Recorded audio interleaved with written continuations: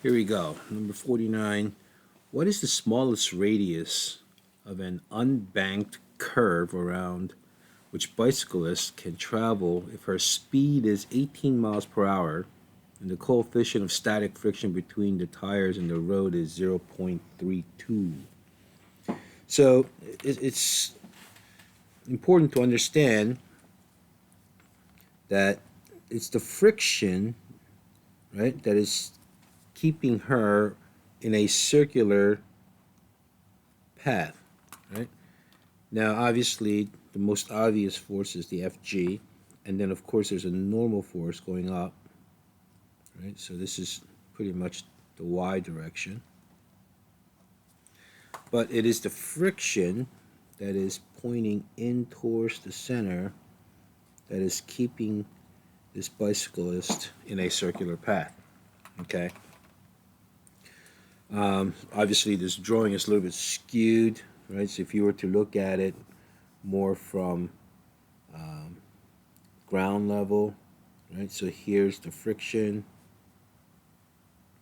and then, F normal this way, and Fg going down like this, okay? So we'll start out with sum of all forces in the radial direction, or you could simply say in the x direction, or the horizontal direction, is equal to MAC, right? But there's only one force in the radial direction, and that is the frictional force. So if you set them up and set them equal to each other, since F friction is going in the same direction as the AC, and we're going to always consider AC direction to be positive, so MAC is equal to friction, and they're both positives. Therefore, mv squared over r is equal to mu times F normal. Well, we know what F normal is. F normal is mg, right? Because that's the only two vertical forces available. And V is 18 miles per hour, but that has to be converted into meters per second, right? So let's convert this V, which is 18 miles per hour, into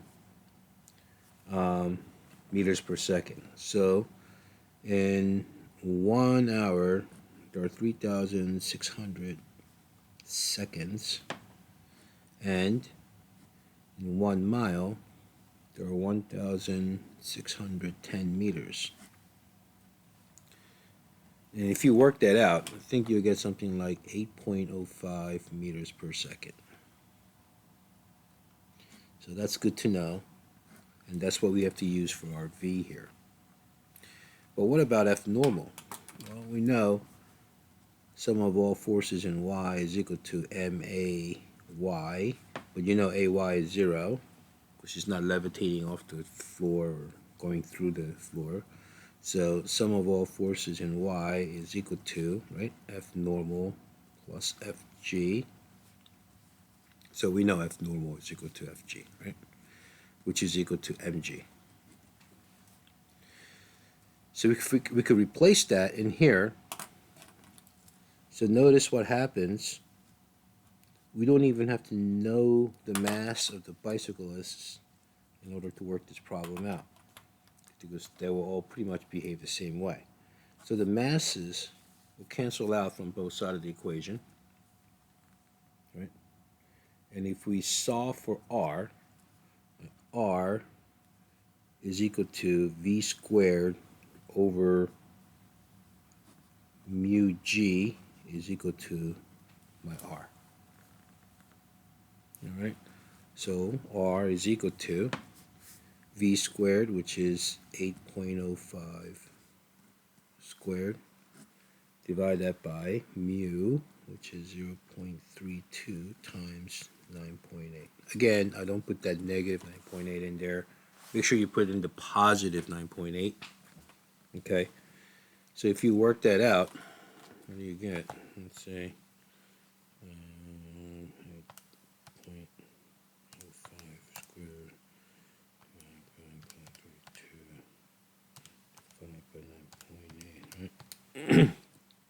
Oops. Sorry.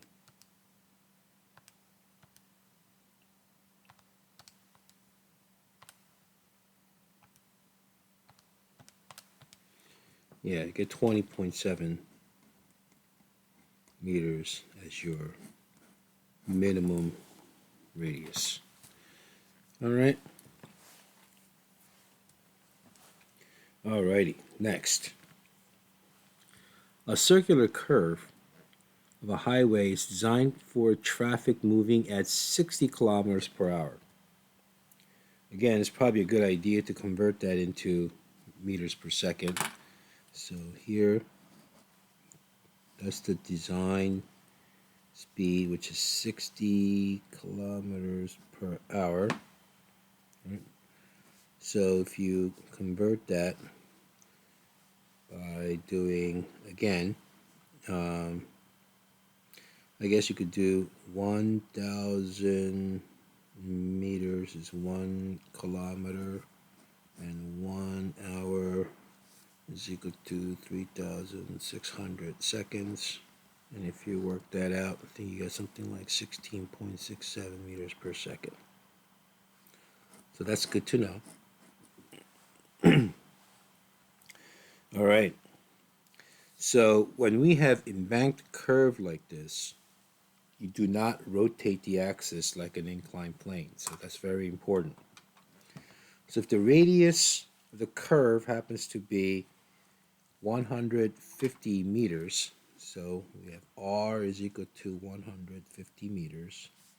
We have V is equal to 16.67 meters per second. What is the correct angle of banking of the road? So we're looking for theta. Okay, we're looking for theta. So if you were to take a look at the free body diagram of this, you know that this has to be FG, and I wish I had a ruler.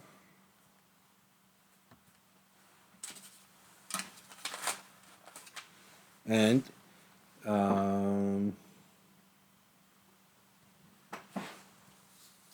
this has to be the F normal.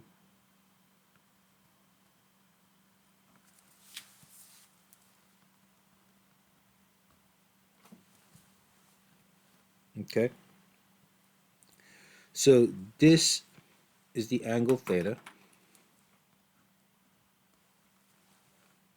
Okay. And this F normal can be broken up into its F normal y, which is Fn cosine theta, because this angle and this angle are the same angles. Okay. And this here is Fn radial, or Fnx, and that is Fn sine theta. Okay. So,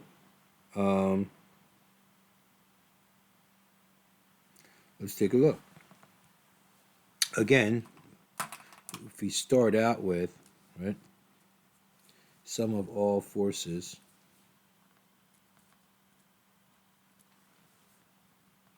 is equal to radial is equal to MAC, and sum of all force radial is equal to, it seems like just Fn sine theta, right? So F normal sine theta. And since they are both going in the same direction, right? I used the wrong color here, sorry. So MAC is equal to Fn sine theta. Now, you know AC is equal to V squared over R, but F normal, which is this, we need to find out what that is, right? Maybe perhaps in terms of the X. So, sorry for switching colors. So F in the Y direction is equal to, right, MAY, okay? And then sum of all forces in the Y direction, I have Fn cosine theta, right? And I have Fg. So you know AY is 0, right? So 0 is equal to, I'm going to consider this to be positive. So Fn cosine theta minus Fg. So Fn is equal to mg over cosine theta. Okay? So that can be substituted in here, and hopefully the masses will cancel out. So here we have mv squared over r is equal to, right? Here F normal, which is mg over cosine theta times sine theta, and notice how the masses will cancel out nicely. Okay, so here we have v squared over r g is equal to tan theta. Okay, so theta is equal to tan inverse of v squared over rg. I guess if you plug in chug, you can figure out that tan theta, or tan inverse of 16.67 squared over 150 times 9.8. Your theta comes out to 10.7 degrees.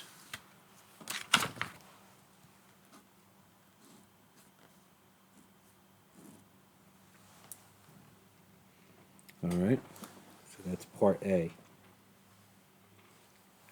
Now, what about part B?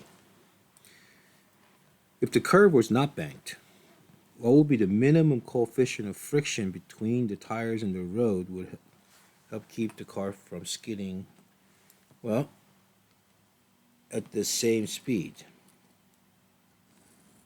Just like what we did up there, right?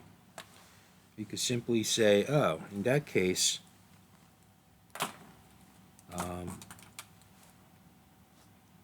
friction is pretty much the only thing that's keeping this car in a circular path. So we could say sum of all forces is equal to radial, that is MAC, and sum of all forces radial is equal to just friction. So mv squared over r is equal to mu times F normal, right? And you know F normal is equal to just mg in this case, right? So mv squared over r is equal to mu times mg. So notice how the masses cancel out nicely, right? So mu is equal to, right, v squared over rg. Now if you look at that, and look at that, notice how our v squared over rg and mu and tan theta are related, right? So mu and 10 theta is pretty much the same thing. So if you plug in chug, I guess, so 16.67 squared over 150 times 9.8, right? You'll get 0.189 as your mu sub s. All right.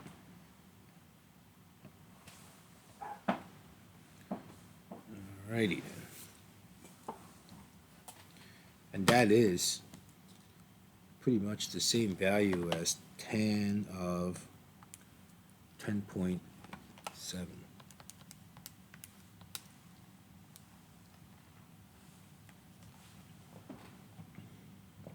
All right. Good. All right, moving on. Let's take a look at a banked circular highway curve. Is designed for traffic moving at 60 kilometers per hour. Again, the same values. The radius this time is 200 meters.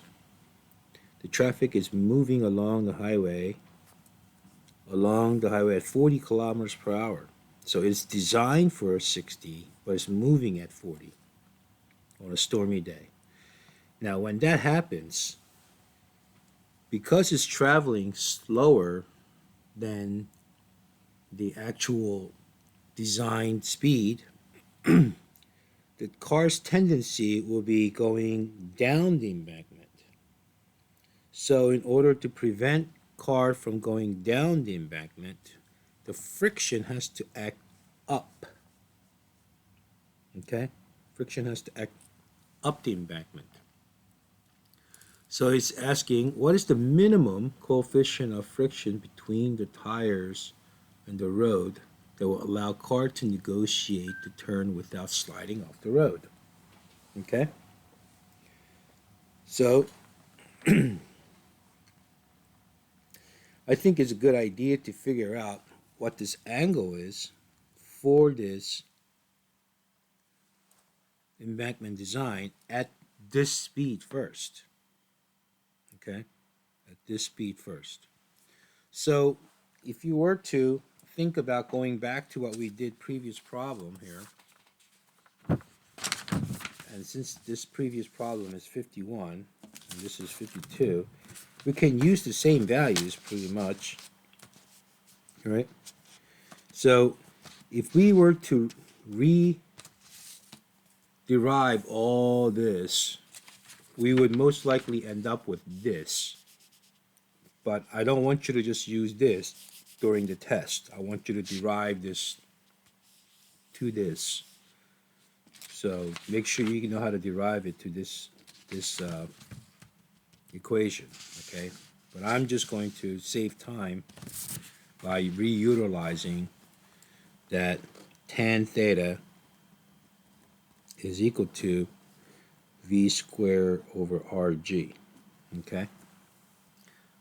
So if we solve for theta in this case, right, if we solve for theta, theta is equal to then tan inverse of, right, v squared over rg. So theta is equal to tan inverse of v 16.67 squared over 200 times 9.8. That angle comes out to 8.07 degrees. So now we found this angle, we can use that for the slower speed because this angle will not change. So that theta now is equal to 8.1 degrees. Okay, so if we, once we have this, now we can actually start working on the actual problem. So here we have FG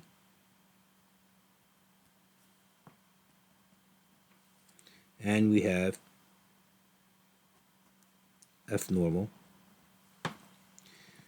This will have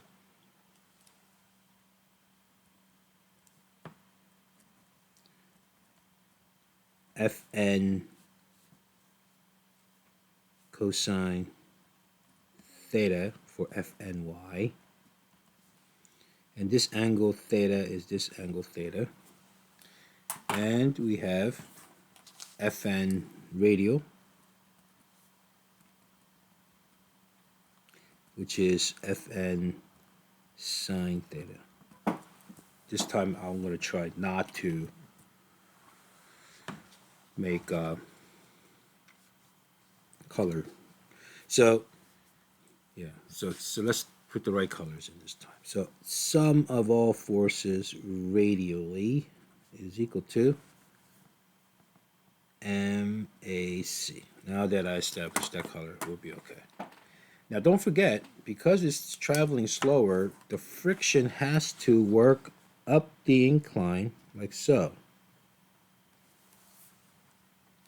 This friction is broken up into its F friction X and F friction Y. Okay? So if I were to look at that a little bit bigger, here are the X component or horizontal component of my system here. So here's my friction X. Here is the F and radial, right? And if I look at the vertical components, right, here's my FG, and here's my F and Y, and here is my F friction Y. Now this angle here is theta. Okay, this angle for the friction is theta because it's similar triangles. So my F friction X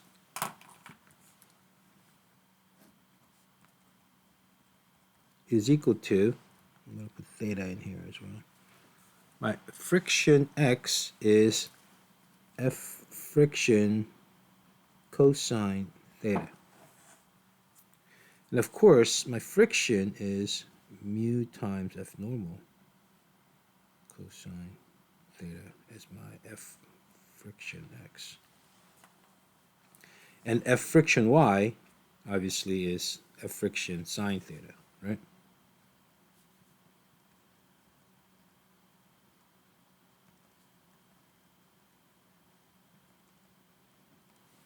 Which is F and mu Fn sine theta. All right. So let's take a look at what's going on with this. So sum of all forces radially is equal to, I'm looking at this now, and since this is the direction of AC, that is the positive direction, so my friction X happens to be negative, right? So Fn radial plus friction, right? X, but this is going to be negative, right? Because my AC direction is this way, my friction is in the opposite direction. So MAC is equal to F and radial minus friction X. So here my MAC, which is mv squared over r, is equal to Fn radial, which is Fn sine theta, minus mu Fn cosine theta. Okay? Now if we take a look at the y direction, sum of all forces in y, right, is equal to MAY. Now sum of all forces in the y direction is equal to, I have FNY, right, plus FG. Oh, you know what? I'm going to put the friction first. Plus friction Y plus FG. Of course, AY is 0, right? So AY is 0 here. So we're going to say 0 is equal to FNY, positive. So I'm going to consider this direction to be positive. So FNY, positive. Your friction Y is also positive because it's pointing in that direction, right? And your FG is negative. So if you think about it, your F normal Y, which is Fn, right, cosine theta, okay? Here, your friction Y is plus mu Fn sine theta minus mg. We need to solve for F normal here, right? So I'm going to bring this negative mg to the other side. It becomes positive mg is equal to now Fn. I'm going to factor out the Fn from both of these terms. So it's cosine theta plus mu sine theta. All right. So my F normal is equal to simply mg over, I'm just going to go with one color here with purple, okay, so we could see it better. Cosine theta plus mu sine theta. That goes into these. All right. If you want to, I guess you could factor out the F normal, right? So here, let's see, mv squared over r is equal to, I'm going to factor out the F normal, sine theta minus mu cosine theta, and I'm going to substitute this into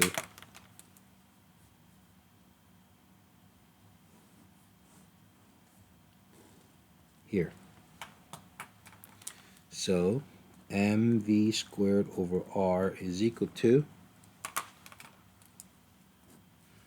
mg over cosine theta plus mu sine theta times sine theta minus mu cosine theta.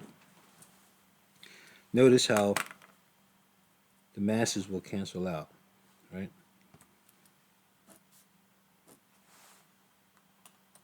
All right. So what happens? We're solving for mu, right? We're solving for mu. therefore just becomes an algebraic mess, right? So here we have v squared over rg is equal to, okay, here we have sine theta minus mu cosine theta, right, over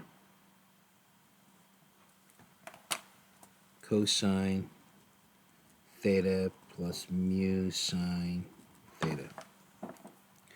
Now you can multiply this whole thing to the other side and separate the mu cosine theta and mu sine theta, and then solve for mu. Okay? So here, if I multiply these out, I get v squared over rg cosine theta plus v squared over rg mu sine theta is equal to sine theta minus mu cosine theta. Bring this to the other side, bring that over there, right? So I get mu times v squared over rg sine theta plus cosine theta is equal to sine theta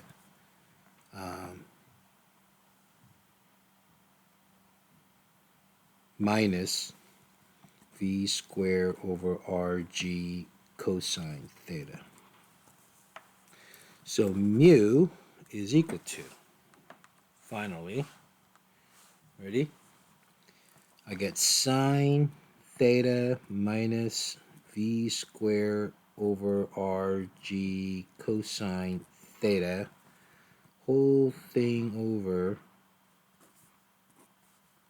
right, v squared over rg sine theta plus cosine theta.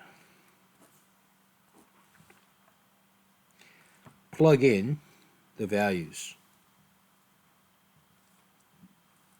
and then I get sine of 8.07 degrees minus 16.67 squared over 200 times 9.8 times cosine of 8.07 degrees, whole thing over v squared 16.67 squared over 200 times 9.8, right?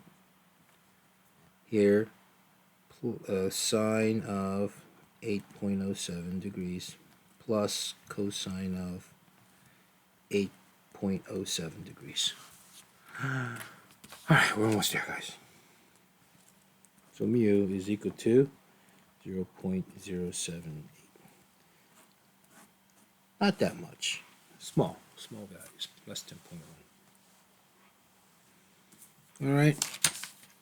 Oh, yeah, that was tedious.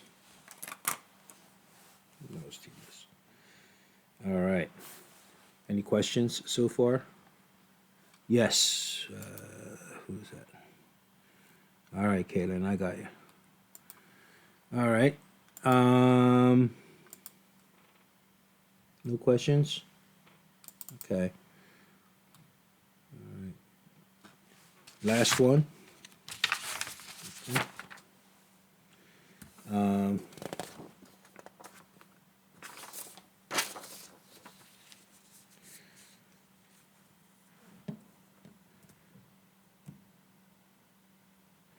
Okay, this is the same thing, but it's going faster now. So, you know the friction has to act downwards. I'll put the solution of this up because this is going to be another tedious thing, and I'm going to be running out of time. So if you really need to see the solution, I'll post it up there. Okay? Yeah. the angle should be 25.3 degrees, and the mu is 0.39 pointing downwards. Okay, so friction is pointing downwards. What I need you to do now is I'm going to stop this recording.